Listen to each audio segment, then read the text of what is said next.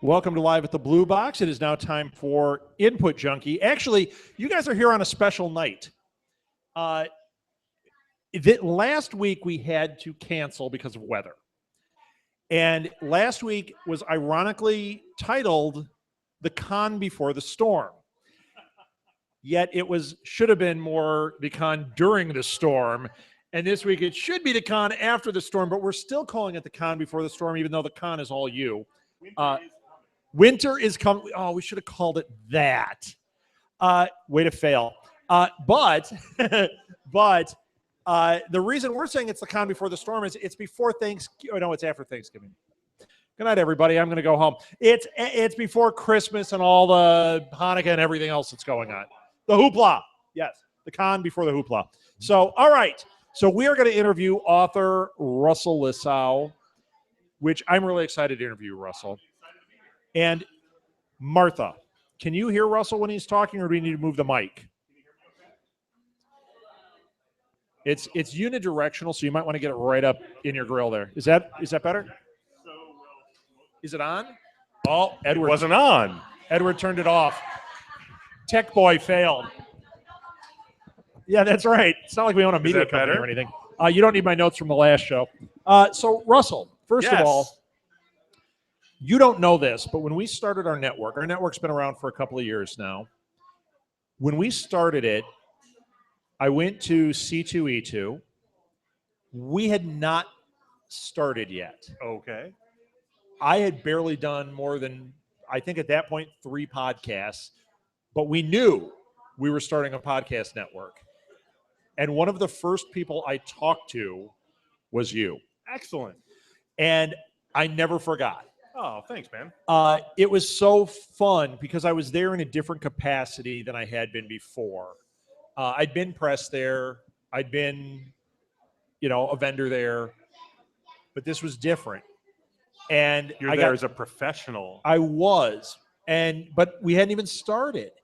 But I talked to you, and you were so gracious, and we just had such a cool time. And I'm like, we have to figure out. We didn't have a platform to talk to you. And I'm like, we're going to figure it out. And then we go to the next thing, and Martha and Molly come up, and they go, we met this awesome guy. And I go, did he and his daughter write Strawberry Shortcake comics? What? But Trevor couldn't come. Oh. I often play second banana to Trevor Mueller, so that's yes. Okay. Well, not in my heart. It was you. I knew immediately when they said it. I'm like, they go, and his daughter and I go, that's Russell. I know this guy. Excellent. And then we made a point. I don't know if you knew this, but every con we ran into you, it was because I'd look and see like, oh, he's here. And I'd made sure I'd go down that aisle and go, hey. And then when you reached out to me recently and you're like, hey, how about this date? It was like, yes, I would love to have you out here. So this is really. Oh, thanks, man. I appreciate it. Thanks awesome. for having me out. So, Russell, no, we didn't meet at MightyCon. No, you weren't at MightyCon. I've done a MightyCon. It wasn't the one. No, it was at C2E2 or Wizard World. Uh-oh. We're going to have a fight. Controversy. Somebody. Yes. A controversy. Was Meredith there with me? Then it was Wizard World Chicago. Bam. Yep. Because she's done a couple shows with me. Your daughter is Meredith. We should clarify. Meredith Lissau, co-writer on Strawberry Shortcake. And she did a couple shows with me, mostly to, I'm a dad who writes comics. Right. I've got a daughter who's into comics. Right. I want to make a comic book with her, and that's why I took on the Strawberry Shortcake job. I'm a dad who makes podcasts. My wife makes podcasts. We have a daughter that we want to, and exactly right. She, for a while there, I don't know if she still is, was the youngest host of a podcast on iTunes. That's awesome. I get it, man. Yeah. So is she still writing?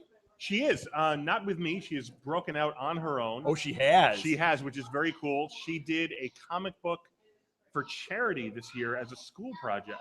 Cool. One of the things that actually was last year, at the end of 7th grade, one of the things they had to do was it was a gifted class project. Okay. And she decided she wanted to make a comic book about what UNICEF does in Africa. And it's the screw came off because I'm blaming Edward for this too. You know what? I'll hold it. It's no big deal. All right. Forget that thing. She it's wanted so much to better, do, man. She wanted to do a comic book about what UNICEF does in Africa and Okay. donate the proceeds to That's UNICEF, very cool. which is an organization that she really believes in and something she supported. Sure. And wrote a comic book script, a short story. I think it was 4 pages. I introduced her to an artist who I thought she'd like to work with, and she did, and contacted the artist and worked out a page rate and Wow. did it all herself. And then when it came time to get the book printed, we went to the local Kinko's in Arlington Heights, and I showed her how a book gets printed and folded and the whole thing, Fantastic. and we made a comic book. That is awesome. Yeah, and how she's old is pretty she? awesome. She's 13? Meredith is now 13, going on 21. Yes, yeah. of course. Yes. Yes, but that is so awesome. So Yeah. is this something that this is all about Meredith at this point? You know, why didn't we have her? It's all We about could have Meredith and Trevor here. It would have been a much better interview. I'm kidding. My mom's giving me shots. We're out there now. Is this something she wants to do? Does she want to be a writer? I don't mean just a comic book. I don't know. You know, when you're 13, at 13 what it do could you be know anything. about life? Yeah. You know, what do you want to do? I know she likes being creative. I know she likes performing. Yeah. She likes marine biology. She's all over the board. Sure. SeaWorld might be hiring. Perfect fit. Could be. I know she likes telling stories. She's always liked telling stories. Yeah. And comic books are a great way to tell stories. I totally agree. Now, that brings me to you. Yes, sir. So we got a lot to talk about with you, okay? Sure. But I want to start here. Comic books. Did you start out wanting to be a comic book writer, or did you find that to be the medium that worked to get your story across? You know, one of the common questions that comic book writers and comic book artists are asked is, how did you break in? Yeah. And I am 44 years old. I didn't start making comics until I was 34. I've been doing it for 10 years now. Okay. I never was one of those kids that wanted to make comic books when I grew up. I wanted to go to the store every week, buy my comics, go home, read them, come back the next week for the next chapter or the next issue, whatever it was. But it wasn't like a burning desire, like, I'm going to make these. I never wanted to. I made silly comic books as a kid, like kids do. You know, I Sure. folded over typing paper or loose leaf paper, and I drew pictures in them and word balloons and special effects. But I never wanted professionally to make comics. Sure. But because I was the office nerd at the Daily Herald, the guy who knew more about comic books than anybody else, whenever there was a comic book movie, I'd write about it. Sure. Or be asked to write about it. Right. Hey, there's a new X-Men movie. Let's ask Russell. You know. Right.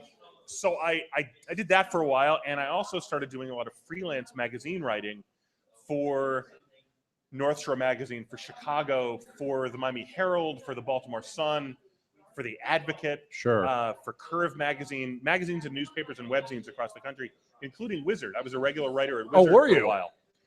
And I got to know people in the industry really well and became friends with a few of them. And over time, they encouraged me to start pitching to their editors. Yes. It was, you know, I remember having a conversation with somebody and they said, you know, we know you know the industry. We know you know how to write. You're a working writer. You're an award-winning writer. Right. We know you know a lot about comics. We know you know what we do. You should start pitching stories.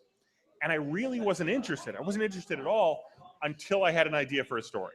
Okay. And then I really... And then it grabs you, right? Totally. It's totally what it does, right? No, I was in the newsroom at the Herald one day. I was in the photo studio back when there was a photo studio. Now it's a Mac. Now it's all done on a computer, absolutely. Right. And I was standing over... I'm old, so this is going to be a throwback. Not as old as I am, so... I was standing over a light table looking at negatives through a loop. Okay. Looking at pictures that a photographer had shot, trying to figure out which would be the best one to go with a story that I was working on.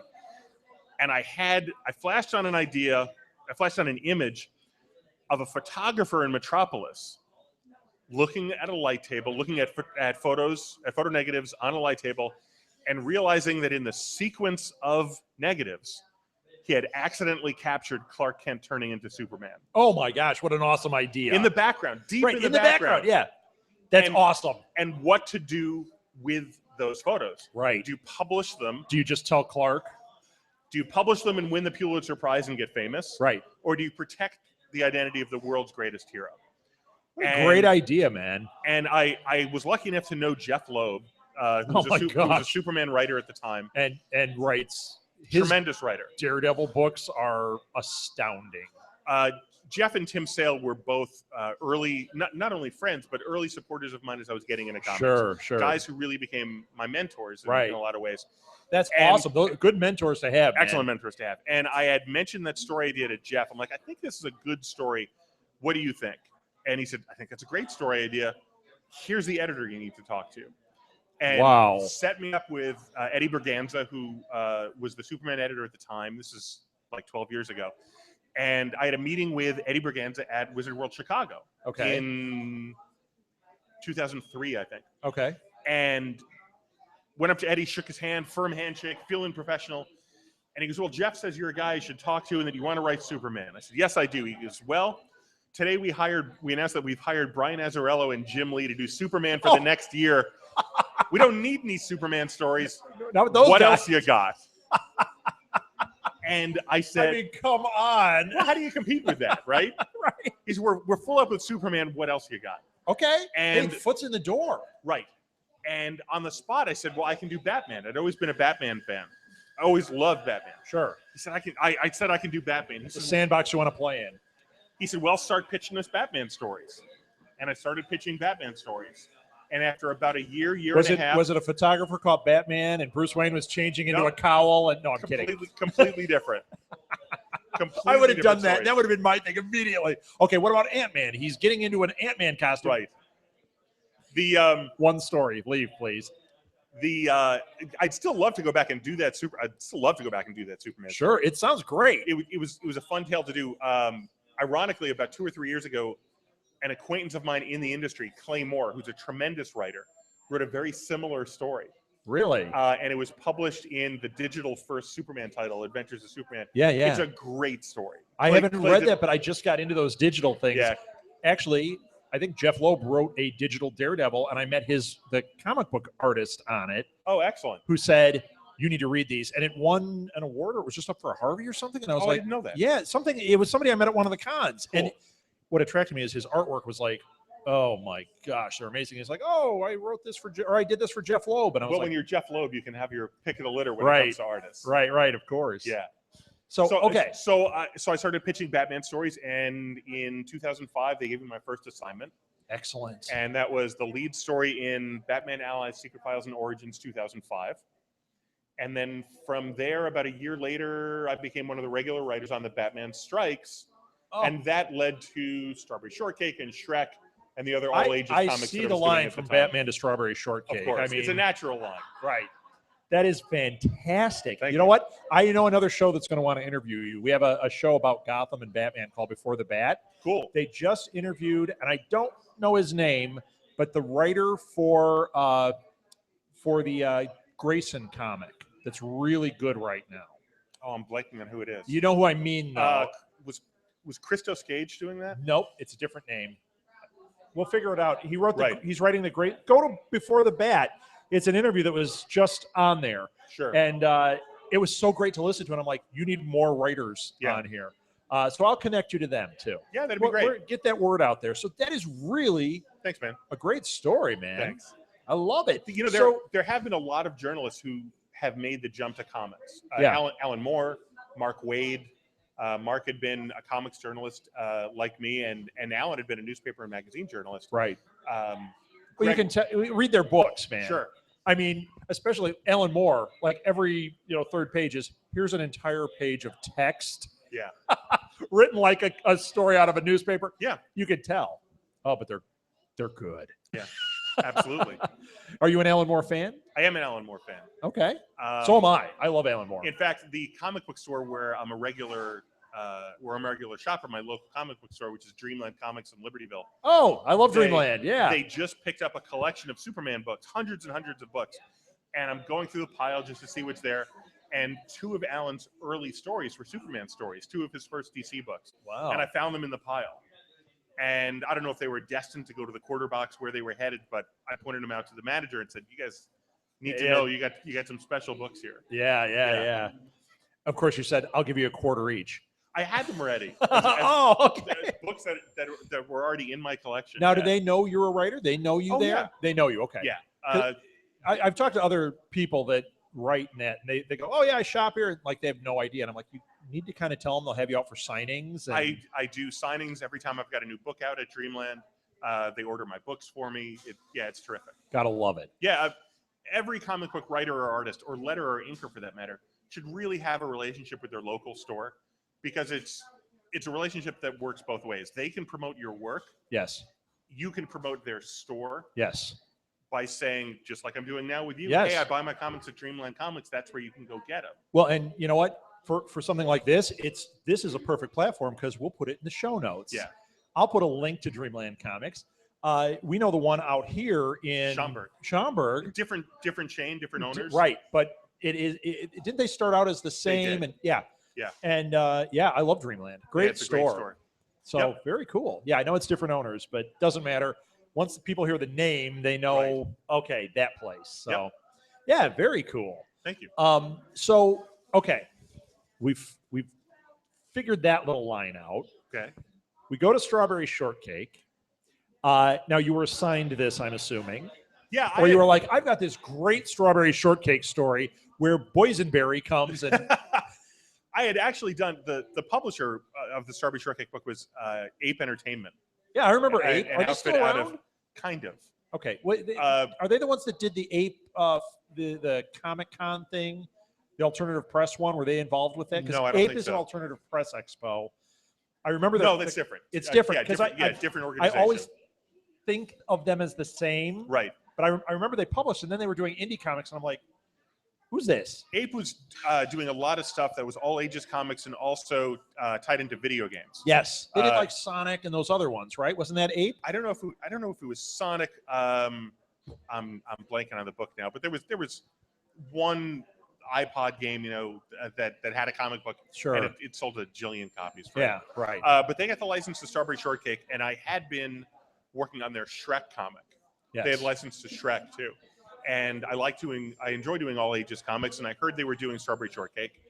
And I'm not a Strawberry Shortcake fan, Really? I thought I pegged you as one. My sister was, my little sister was in the 70s and 80s, but it wasn't anything I was interested in at all. Right. But I thought, how cool would it be to work with my daughter on a comic book? And she was into Strawberry Shortcake. Yes. And I asked Meredith hey, would you like to work on a comic book with me? And she was 9 at the time. Yep. And at 9 years old, became the youngest working writer in comics. That is awesome. Yeah. And that was the only reason why I took the job. Right. So I could do it with your daughter, sure. So I could work on something with her. And we had 2 stories that we shared a byline, and I had 2 that I had a solo byline that I did on my own. Okay. And it was a great experience. It was a lot of fun. And the guys too. Fantastic. The guys at Ape were terrific to work with too. Are they still around? David Hedgecock, who was the big boss at Ape, wound up jumping to, I believe, IDW. The company was makes sense because they do all the licensed. Right. And I love IDW books. The company was in limbo for a while. Ape was in limbo for a while and is now coming back. One of the things that they got the license for, and it's just been sitting there, was Sesame Street. There was supposed to be a line of Sesame Street comics. Oh, interesting. And I'm told that that's now coming back. That, what? Those will be published. Well, and Netflix has the rights to Sesame Street now, so it is going to get very big again. I hope so. Well, they banked on it. I think they did 5 years. So they will have exclusive on Netflix, and then after they air on Netflix for a certain period of time, it'll go to PBS. Great. So it's going to be a lot of exposure for the whole franchise. And the other thing I read about that, and this is where your Ape buddies might be like inching towards, and if they're not, hopefully they're hearing this and going, ooh, light bulb. The inside track is Netflix is hoping to develop a second series that is almost like not the Muppet Show and not the new Muppet Show, but like another, like, instead of being here's the educational thing, but like a story, like the Follow That Bird movie, like a story in that world that is a second series. So older, like teenagers and adults can enjoy it too. Oh, that would be It's neat. not going to be Breaking Bad with Big Bird, but how awesome would that be, though? Yes. Snuffy has the blue crystal. Yeah. Yeah, Cole Vallis. That's who it was. Excellent. Yeah. Really cool. Really interesting. So not as interesting as this one. Okay. So now we got the kitty thing out. Right. Now we move into where one of the things that attracted me, 2 things that attracted me aside from the fact you talked to me, were the strawberry shortcake thing with your daughter. I thought was really fascinating. And now you fleshed that out. I'm even more fascinated. It was your horror stuff you did. Right. Kokomo? Is that the name? Kagemono. Kagemono. I get it wrong. I even say it wrong when I'm looking at it. So, all right, say it again. Kagemono. Kagemono. Which now, you wrote a short story in it, correct? Yeah, I have the lead story in the second edition of Kagemono, which is an Australian horror anthology. There were 2 editions. Yeah. We've been begging Jason to come out with a third. Jason Franks is the editor and publisher of that book. And I'd love to do another short for him. It just hasn't materialized yet. Yeah. The story that I wrote for that was the first horror story that I'd ever written as a comic book. I love the horror genre. Yeah, I yeah. love horror movies. I'm a big Clive Barker and Stephen King fan. So my Clive Barker's Books of Blood is brilliant stuff. Brilliant. Absolutely brilliant stuff. And I knew that given the opportunity, I wanted to try my hand at horror. And Jason said, I'm putting together this horror anthology. I'd love you to pitch something for it. Do you have a story that you'd like to do? And the story that I pitched to him was Daddy's Girl. And I wound up teaming for I think the second time with an artist named Marvin Mann, who goes by the pen name MP Man. Okay. Terrific guy. We've done 8 comic books together now. Great. Daddy's Girl is about a father and daughter on the run during a zombie outbreak, and very, very, very bad things happen. And I love that. Of the 7 or 8 short stories that I've done, it remains my single favorite short story. You know what? I read that. I read that story, and it is fantastic. Thank you. And I'm a big zombie fan. I have been before the wave of zombie fandom.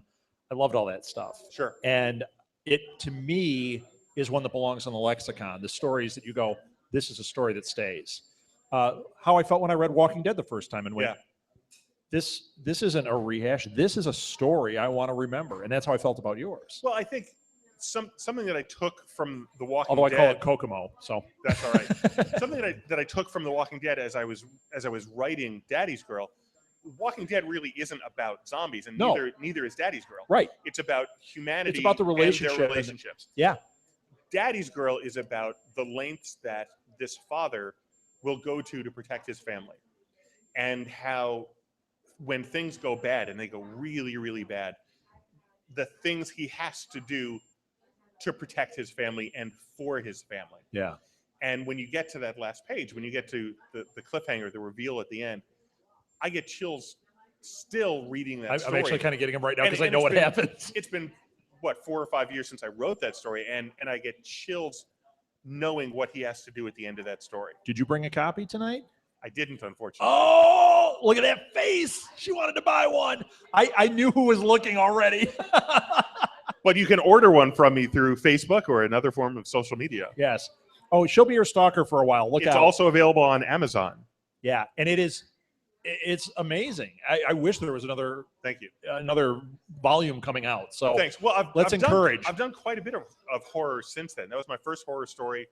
Other horror pieces that I've done have appeared in Omega Comics Presents, which is published by Pop Goes the Icon, my regular small press publisher. That's who you're with now, and that's your regular, right? I also did a self-published zombie story last year called Survival that was drawn by Mark Stegebauer. I don't know this one. Survival is a very similar story in that it's a suburban zombie story. Okay. But set in the Midwest. It's actually set in the Chicago suburbs at the beginning of an outbreak. Sure. Things are going bad on day one. Sure. And you see what happens to this family at the beginning of the outbreak, which is late summer, early fall. Okay. To the end of the outbreak, which is midwinter. Okay. And very, very, very bad. Yeah, bad things are going to happen. Things happen. Yeah. These are not happy stories. No. And something that I like so much about Survival is it's a family story.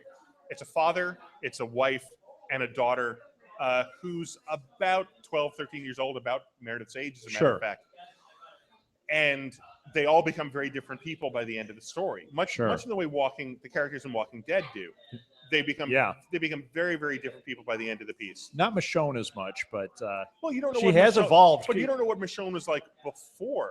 Well, did you ever read the comic, the free comic that they gave? The one in Playboy? No, the one that they gave free. Maybe it was in Playboy. I don't know. They gave a free one away that showed her backstory. That first appeared in Playboy. Okay, I didn't know that. It's if you read that and then you watch and then you read through the series. Yeah. it's actually, she doesn't change a lot.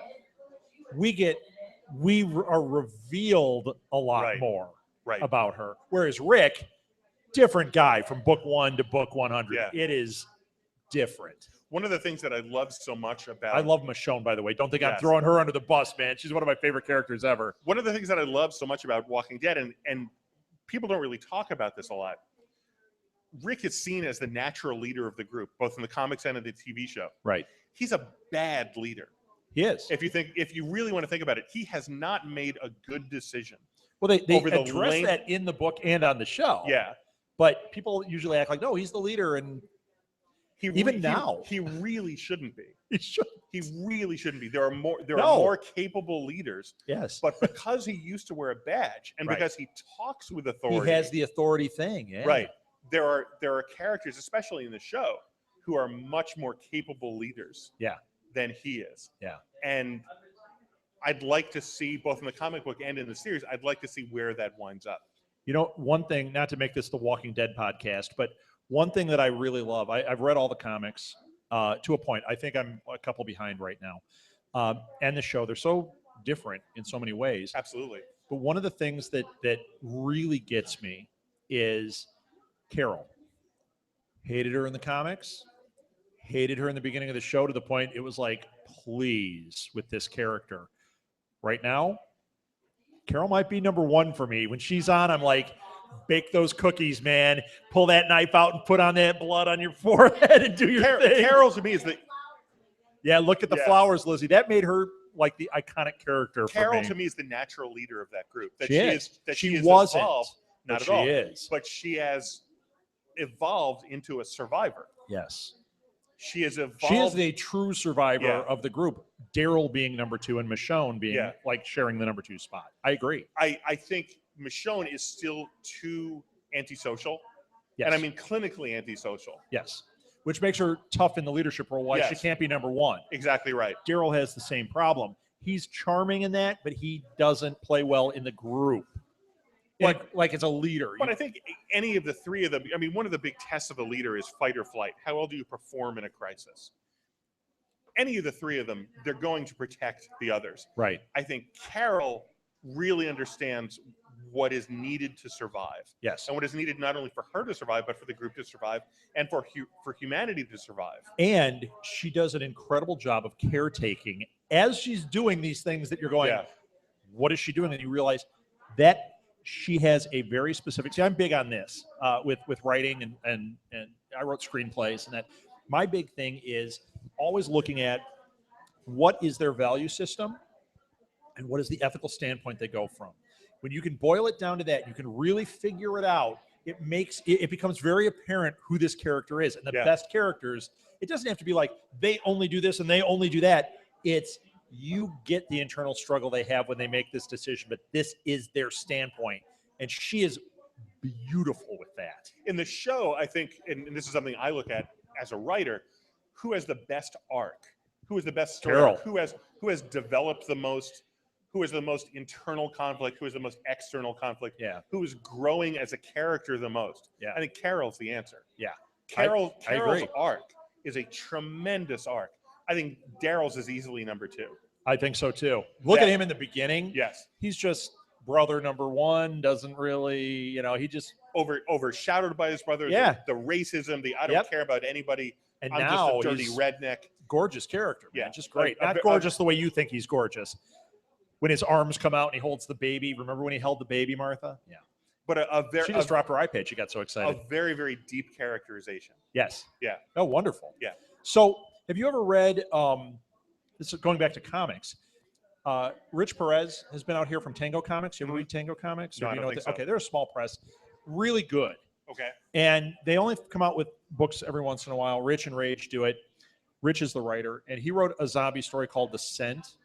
Ooh. Really good. And his thing is he writes them in like 6 episode arcs. So he tells the story and he's done. Yeah. And I really like his horror stuff is really cool because it is from a writer's standpoint again. Not just like I'm going to crank out these things and they're going to attack. And the zombies are the backdrop that cause all the trouble. But the real conflict is within the humans themselves. So, all right, enough about Walking Dead and other people's work. I want to talk about you. So Sure. you've got Old Wounds. Let's talk about Old Wounds, and let's hold this stuff up. So this is Russell's book that is lighting the world on fire, in my opinion. I keep Thank you seeing very things much. about it. And as long as I'm holding that up, this is also Russell. Yeah, get it in the light there. All right. So Old Wounds. Let's talk about Old Wounds. Old Wounds is a This critically is not a acclaimed, zombie book. not a zombie book at all. Critically acclaimed 4-issue miniseries from Pop Goes the Entertainment that I wrote, drawn by John Bivens, lettered by Josh Southall, who's a terrific letterer. It is a 4-issue miniseries that was collected into a trade paperback that was released this month from Pop It Goes just the came Ogham. out this month? Just came out. The next week, Stranger came out, which is an all-ages science fiction story drawn by former Chicagoan Dirk Tiede. Oh, really? Who I I bet think Dirk Tiede, yeah. I was going to say, I think your fine bride knew him. I bet you've met him too. Yes. Martha, you've met Dirk Tiede. You would recognize the art. She's not listening to us. That's as common for But me. we were talking about that earlier. But yeah, my voice is going. She's tuned out. So Gotcha. at the end of the night, she'll say, "When are we starting?" Oh, Old Wounds, not at all a horror story, although certainly scary elements in it. It is the story of a retired superhero and the ghosts from his past who have come back to haunt him. I was going to say it has supernatural elements. It's just not a horror book. Not even supernatural. It's a crime thriller. Yeah, right. But it's got the ghosts of his past. It's like that episode of Sopranos when what's his name was seeing all the people he'd killed. You remember that one? I do. With the hair. Tony was being. But no, visited it was the one that has the gray. Paulie. Yes. Paulie Walnuts. Right. Or whatever his name is. And he went to the therapist and he was sitting in this therapy thing, and all of a sudden all these ghosts of people he had killed were there. And he's like, I'm seeing ghosts. And it's not a ghost story. Right. But this is an internal haunting, correct? Well, no, I don't mean. I haven't read this yet. So okay. I don't mean ghosts. You explain. I'll shut up. Let me explain it. I don't mean ghosts literally. Right. I mean ghosts figuratively. The story. That's what Paulie was experiencing. The story starts with police officers knocking on Michael Lane's door and telling him that his wife has been murdered. Okay. And he deals with that, and they tell him to come into the police station. We need to talk to you. And he's very sad. He's a middle-aged man. He's pumping around with a cane. And he walks off into his bedroom, looks at his wife's picture, presses a secret button on the wall, and then a secret door opens, and his crime-fighting gear, their crime-fighting gear. They used to be a husband and wife crime-fighting team. Yes. And those are the ghosts that have come back to haunt him, that somebody has killed her. Does he think somebody knows? Well, when his ex-partner shows up and someone tries to blow him up too, then he starts to wonder. Yeah. And people in Michael's life who knew their secret are being knocked off one by one, and he is drawn into the mystery. Years after giving up the mask and the costume, he's drawn into solving this crime again. And it's a superhero story, but it's not a superhero story. The only time you ever see masks, the only time you ever see costumes are in flashbacks. It's a crime story. It's a crime thriller. If you like The Wire, if you like Homicide: Life on the Street, if you like Law and Order, it's that kind of story that happens to exist in a world of superhero. In a world where there were men and women. I was going to say, capes. Are superheroes still around in this world? No. Or okay, so this is kind of like Watchmen before the Watchmen come back. After the kind original Watchmen have disappeared, and they've all hid it in their closets. A bit. It just reminds me of that, but not. It's a little bit like The Incredibles. That's what Martha just said. In that, is Edna in it? I just want to know. Pardon? Is Edna in it? Ed is not in it. There is no Edna mode. It was this part of their life, and the decisions you make as a youth, especially the bad ones, will so often come back and haunt you. Right. And that's what the protagonist of the story, Michael Lane, has to deal with. That he made these decisions, they made these decisions early in their lives, and they thought they put them behind them, and now they've come back to haunt them. Wow. I'm going to go to the audience for questions because I'll probably have a couple out here. But before we do that, I have another question about this. What gave you the idea? You told me the story of how you got your Superman idea. Sure. And I'm sure we could probably find ideas for a number of things. But what made this one click? It actually came out of something that I was writing for Batman. Okay. Batman is a non-powered superhero. Right. He is a normal person. Anybody can do what Batman does, given the right amount of money, the right amount of training, the right amount of time. Yeah. what if you were Batman and weren't good at it?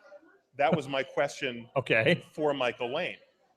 What if you weren't as good at it as Batman? What if you made the decision, I'm going to go fight crime in a costume, and you were bad at it? Oh. If you were injured. Was he bad? He was not successful. I'll put it that way. He wasn't a goof. He didn't last. No, he had an injury early on in his life, early on in his career as a crime fighter. And it was a catastrophic injury. And he didn't have Bruce's money. He didn't have Alfred to fix him up. Right. He didn't have Bruce's money to go find a good surgeon. He was a regular guy with a regular income and a regular life. What if a regular person was Batman for a while and then something catastrophic happened? What would the rest of his life be like if he didn't have Bruce's billions? And that was the question that I wanted to answer with Old Wounds. What would his life be like? And we see a man who is physically broken, who's alone, who's divorced, who's an alcoholic.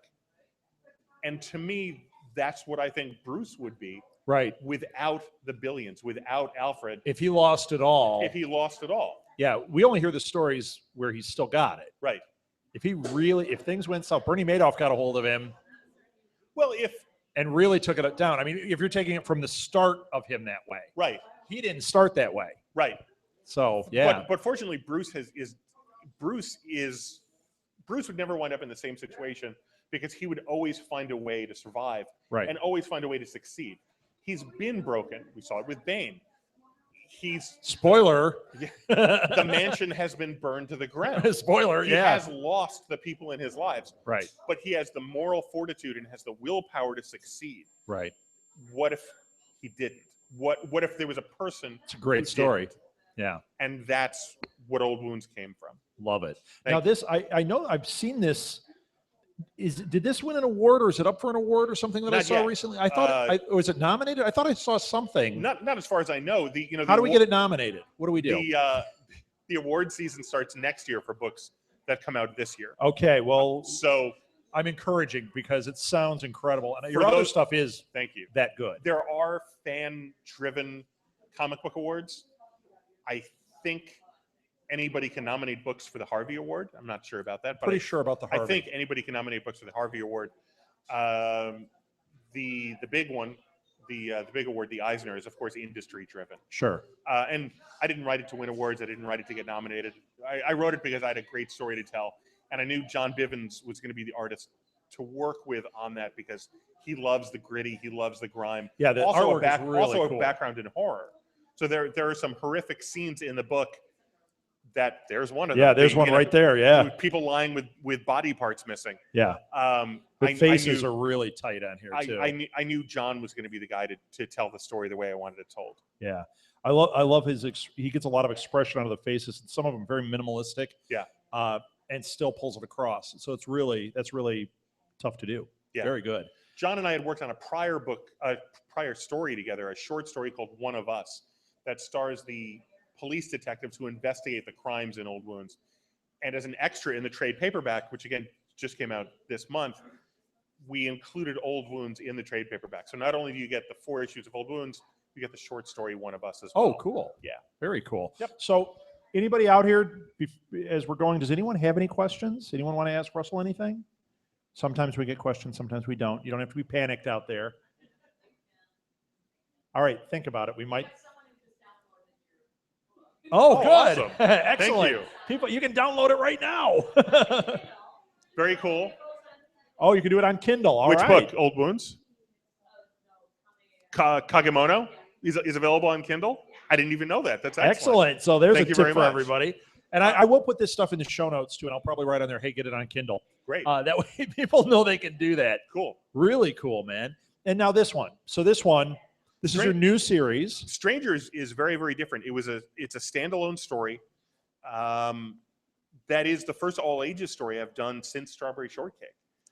I've known Dirk Tiede, the artist, for 9 or 10 years, almost my entire career in comics. Dirk is a former Chicagoan. We've got a lot of friends in common. And we were both guests of honor at the A-Kon anime show in Dallas a few years ago, and decided over Japanese steak and shrimp and lots of sake Can't really see that it. we Oh needed my to work on a gosh. comic book together. Yeah, and you know what? This style is so good for this type of story. It is. Really good. Dirk has always worked in a manga style that Yeah. I love. It's a really clean style. Yeah. And I knew that whatever story I wrote for him, that it would have to be something that fit that art style. Yeah. Well, And- sci-fi is spot on.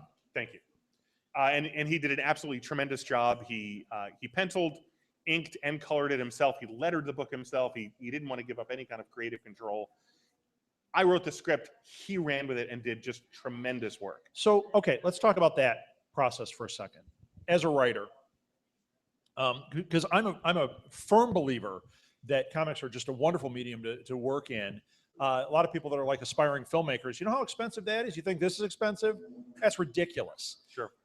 This is a way that you can tell those big stories and get them out there. And then if somebody wants to make a film, you can start that process. I'll tell you something, and this is something that Jeff Loeb told me. DC for a while was writing a comic book, was publishing, a comic book based on the Smallville TV show. Sure.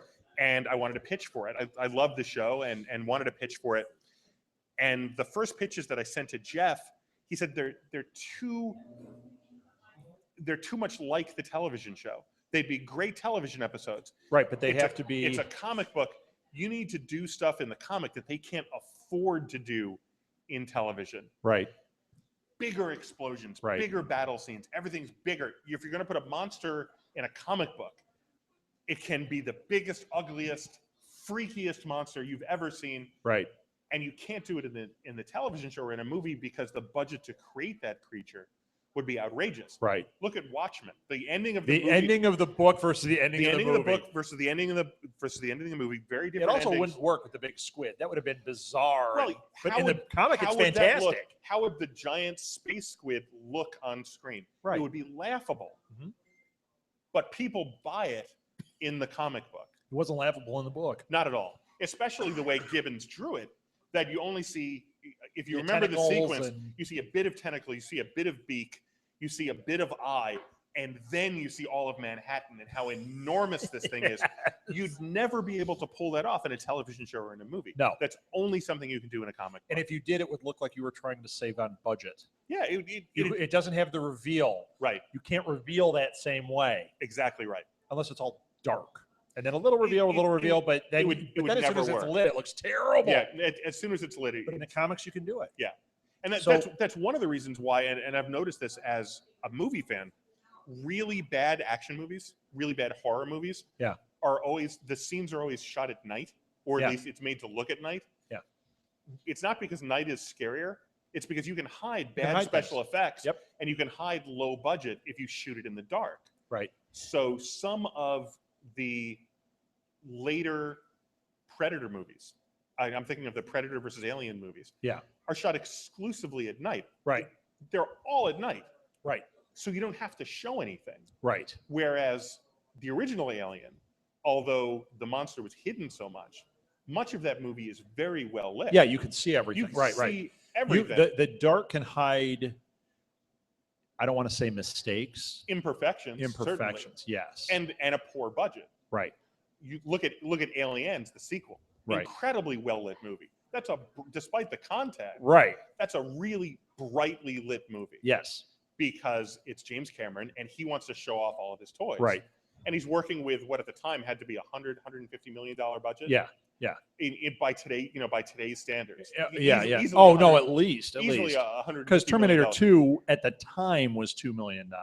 Right. So 200 200 million, 2 Yeah. million. That would be a Southgate Media Group production. Right. But Not dollars either. Boy, what kind of budget do you guys I was have? gonna say $2 million pennies. $2 million movie. Pennies and borrowed. But you look at the later Predator versus Alien movies, and everything's in the dark, and you don't see Right. anything, Right. Because they were cheap productions. Well, you look at that with any especially horror series. Yeah. The first one, you can see what's going on typically, and as they get deeper into the cut, okay, like you're not seeing it. Production value is going down, budget's Right. going down. Yep. You know, that's just what happens. In Yeah. comics, you can't really hide it the same way. Comics, you have an unlimited budget to work with and Right. an unlimited imagination. So this goes back to the question I was going to ask. Yeah, you. I'm sorry. Go ahead. No. That was great. So when you write, you mentioned that Dirk ran with it. Are you a writer who likes to describe your panels? Do you like to go, here's the dialogue and a rough outline of what I'm looking for, go? What's your style, or does it change? I write in full script, and most writers today work in full script, where you say page 1, panel 1, Bruce walks into the room, dialogue.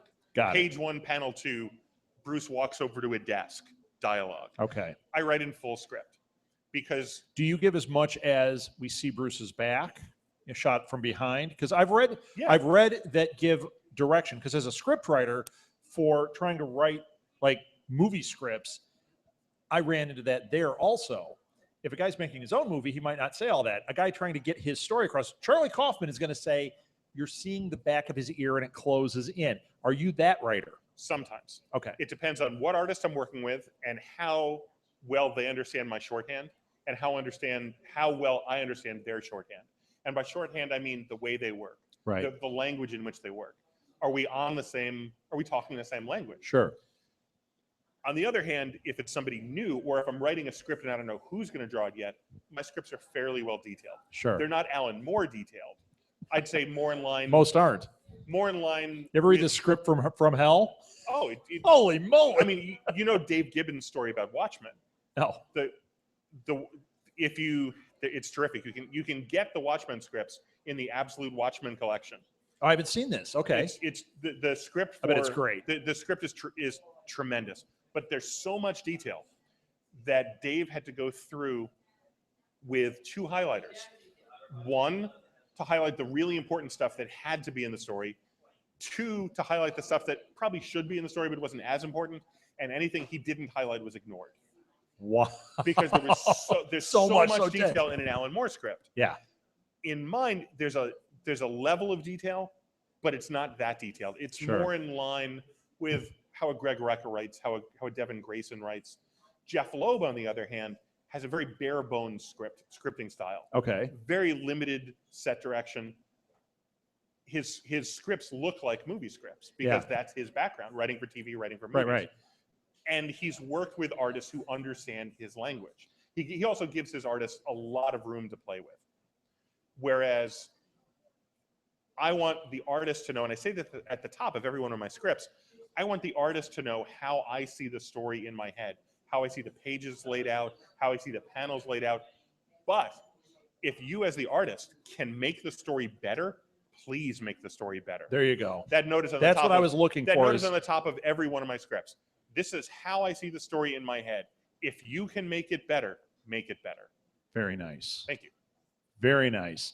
All right, before we wrap up, any other questions for Russell? Anybody? Anyone? I told you this happens. Anyone? They're too busy buying your books right now. Well, I appreciate that. Russell, can you give any social media, any place people can find your stuff? We've talked about some of it. Let's put it right here at the end of the show. Lay it out here. You can find me on Facebook at facebook.com/russell.lissau. Okay. You can find me on Twitter at @rlissau, RLISSAU, and also on Instagram @RLISSAU. Great. And they can pick up your books. We know Kindle. We know Amazon. Comixology, Amazon, any of your local comic book stores. popgoestheicon.com. You can find the books there. Great. That's the publisher. Yep. And of course, anywhere you can buy DC Comics, we'll have, or at least be able to order the back issues that I've written there. And one more shout out: Dreamland in Libertyville. That's the place. So if you want to be a creepy stalker and run into Russell just accidentally, that's where you do it. On Wednesday afternoons, that's let's where get real specific. All right. And good luck to your daughter. I hope Meredith has a nice, happy career, whatever she chooses it to be. Whatever she chooses to do. Pretty awesome that she's done some of this, and she'll never forget that enormous gift that she was given. So, yes, we would love to have her come out. She would love that. You know what? In fact, so this con turned into not a con, it turned into the Russell interview. But we do these periodically. And like one night we had 8 different artists and writers out here. So on one of those, as we're doing those, I will send you a note and just say, hey, Russell, and you and Meredith can come out and we'll throw you on a panel or we'll talk and happy to do thing. it. That would be Awesome. Thanks, man. We'll make Albert the Alien come out the same night. So Cool. All right. Thanks a Thank lot. I you so much, appreciate it. Russell. Thank you, Blue Box. Thank you, everybody. Buy Thank you. Russell's stuff. And you too.